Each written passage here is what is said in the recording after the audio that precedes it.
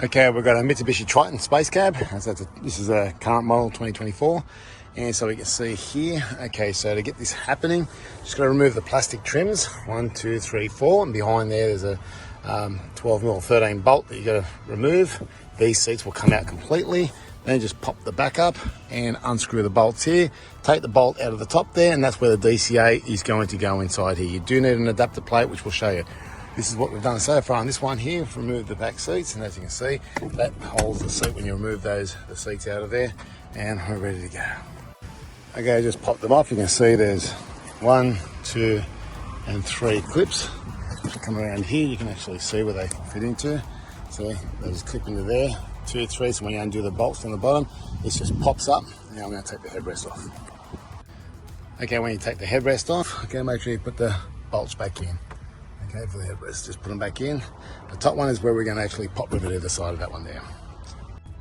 Okay, so we've got it in. What I've done, if you can see behind here, I've actually got a 10mm space off the wall. I want to keep that nice and straight. So rather than bringing that up inside here, which was the idea before, pulls it away too far, but this part of the roof actually rolls. So I can bend that right into there, and I can pop it in there, keeps the DCA straight.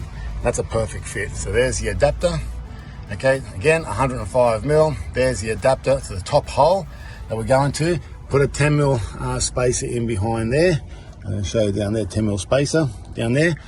A crusher tube, which is about 30mm in there. And we're done, ready to go. Getting the cover back on, it is a bit of a, because it sits right underneath here.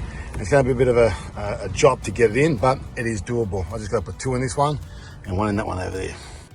And to finish it off neatly, all we got to do is grab this is just off the anchor bolt, and all I'm using is existing bolt there. Just screw it on into there. That's just a cover there if you just want to see it. It's just a black cover. That's the original bolt that came off the headrest. Covers the hole neatly.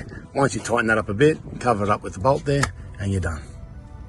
Okay, this is the finished product. As you can see with the adapter plate, 10mm spacing. This thing sits a lot more straighter. We didn't go to the top, we just put that as a cover plate there, pop it in. Mate, this is ready to go. This one's got 2 in them. Good job.